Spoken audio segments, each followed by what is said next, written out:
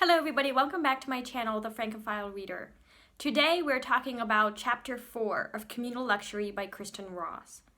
So I had even less reflections on this chapter than in the first 3 chapters, mostly because I kept having to look up the history, look up terms.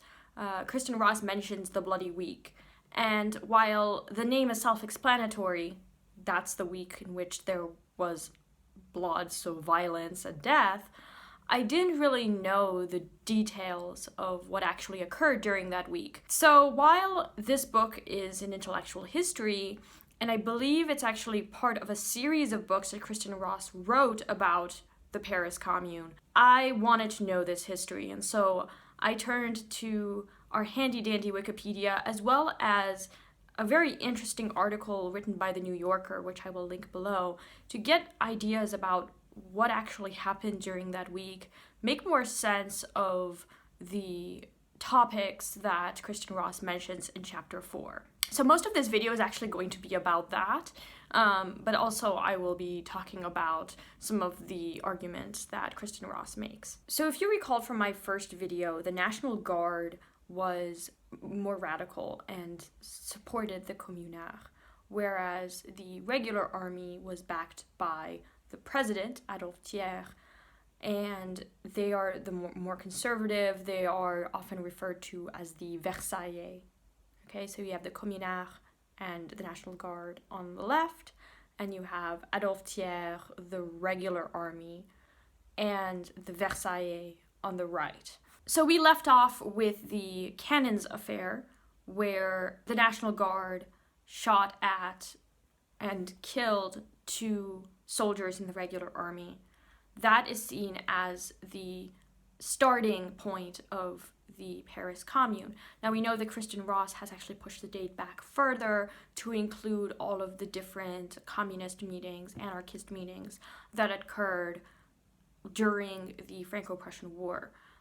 Because this is an intellectual history, she wants to look at the beginning of these ideas, hence the reason why she pushes the date back, and actually several of the authors of the Paris Commune were already involved in thinking about something like this before the cannons incident. From that moment on, the Versaillais were trying to defeat the Communal, and the Communal basically occupied the boulevard, so these wide boulevards, and they would hide behind these barricades. But unfortunately, the Communal didn't expect as many Versaillais, as many of the regular army arriving as they did, and the Communal were outnumbered. So the Communal basically employed several strategies to defeat the Versaillais, including burning down buildings. So the Tuileries Palace was burned, parts of the Louvre were burned, and actually I just came back from Paris last week, and I got to see some of these buildings. I mean, I was at the Louvre, but one of the buildings that I did see was the Hôtel de Ville, and I took many pictures of it, not knowing that this was actually the headquarters of the Paris Commune. That is where a lot of the organizing occurred and where the injured were treated during the Paris Commune. So I will insert some pictures here because I took some pictures of it and I thought it was an incredible building.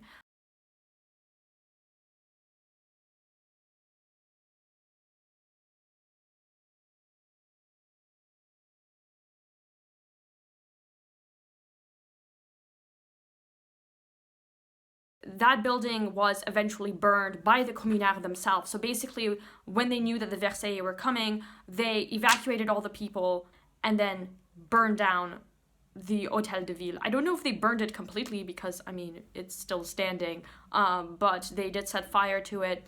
And there is this belief that there were these pétroleuses, basically women who were setting fire to public buildings and were causing the widespread arson in Paris. There are people who argue that this is an entire myth created by the Versaillais to demonize the Paris Commune. So when it became clear that the Versaillais were approaching, the Communards tried to appeal to the ordinary people. And they got 15 to 20,000 people to come in their defense, but they were outnumbered 5-1 by Marshal MacMahon. I guess that's how his last name would be pronounced, as MacMahon. It's not French, but anyway, he was the leader of the regular army, and the army was outnumbered the Communards 5-1. And so along with the lack of barricades in the boulevard, the Communards just didn't stand a chance against the regular army. Now, how many deaths were there? So we do know that there were at least 5,000, but Prosper Olivier Lisségaré actually claimed that there were 20,000 Communard deaths. Now, there were deaths on both sides, but it is now believed, I think the most recent estimate in 2012 was somewhere around 10,000, maybe 6,000 to 8,000, not 20,000. Still, that's a lot, and there were deaths on both sides, but the army started capturing the leaders of the Paris Commune. They were executed, or they were sent to New Caledonia. So they were deported, or they were made to do forced labor. Of all the people who were captured, less than half were actually prosecuted in some way, whether executed, forced labor, deported.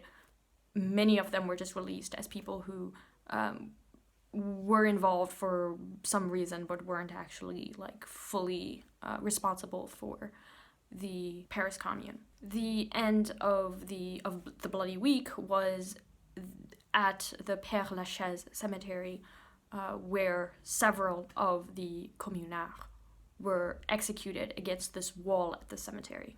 So among the damage that the Communards caused in these shootout between the Paris Commune and the regular army was Adolphe Thiers' own house. The Place Vendôme column was destroyed. I don't think I have a picture of that, but it was restored. So a lot of these buildings were restored, but there was a lot of damage. And clergy were actually being attacked because, as I mentioned in the first video, the Communards were anti-clerical, and they were actually attacking and imprisoning religious leaders. They're not pacifists, okay? Not by any means suggesting that this massacre was justified, but I think it is interesting to take into context all of what occurred.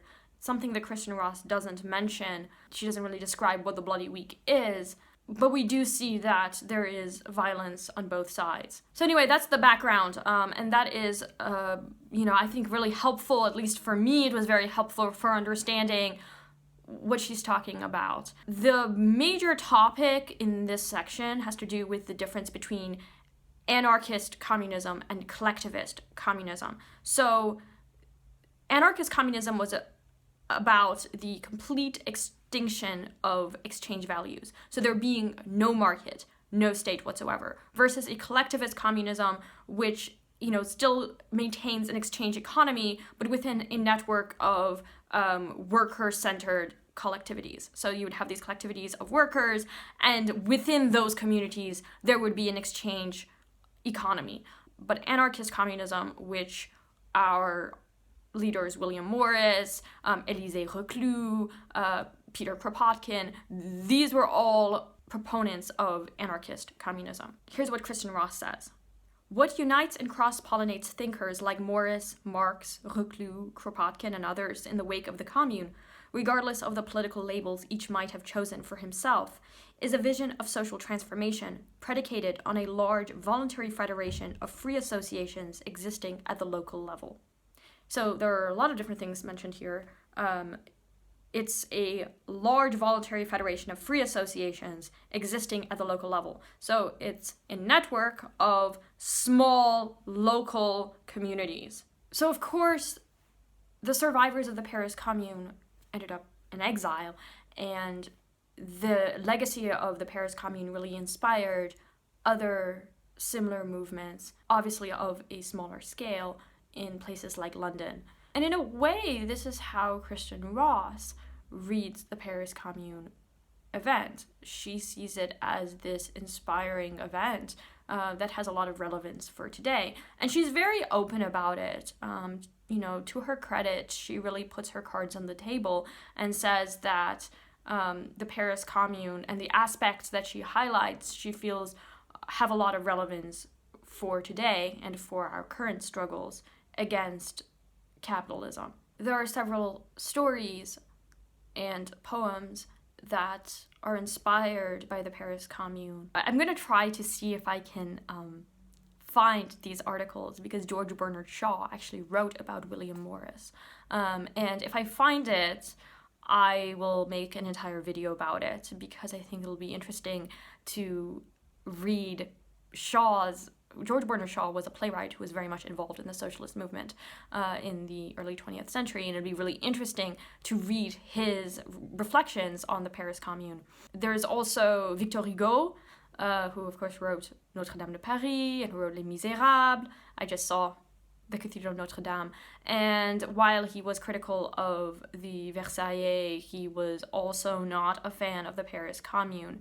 So getting his responses would also be interesting. There is some contemporary reactions in here, but I would have loved more of that. So I will see if I can find these. I will link them below, and I will make a separate video just talking about my response to, hopefully at least, George Bernard Shaw's reflections. So one of the things that really prevented Communal from easily finding refuge in other cities is propaganda from the Versailles that the Communards were thieves, that they just looted and pillaged, and that they would just do the same thing in whatever city they ended up in.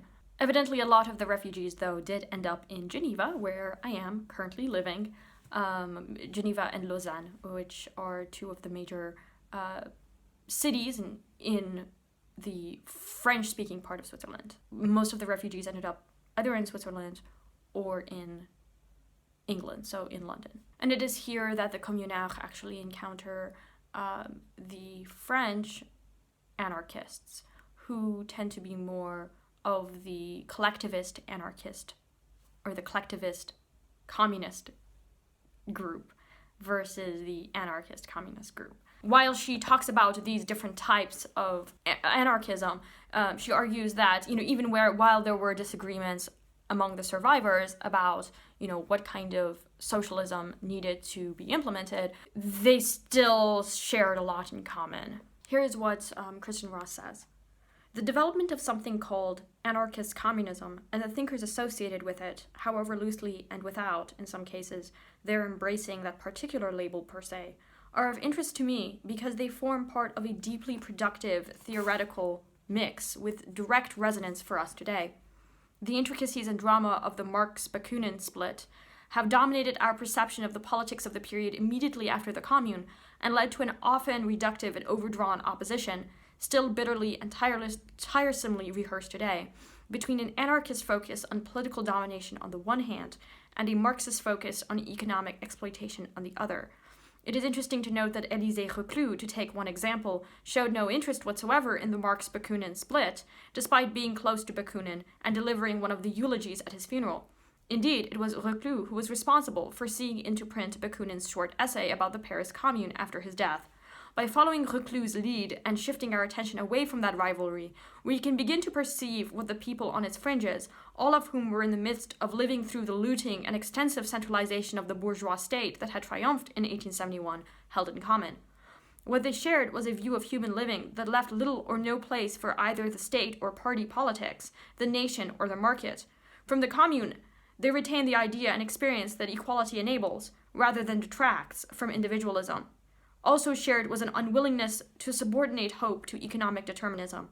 So this is what I gathered from this chapter. As you could tell, a lot of it is just memories written and celebrated by the major authors of the Paris Commune. Let me know what you found, striking in this section.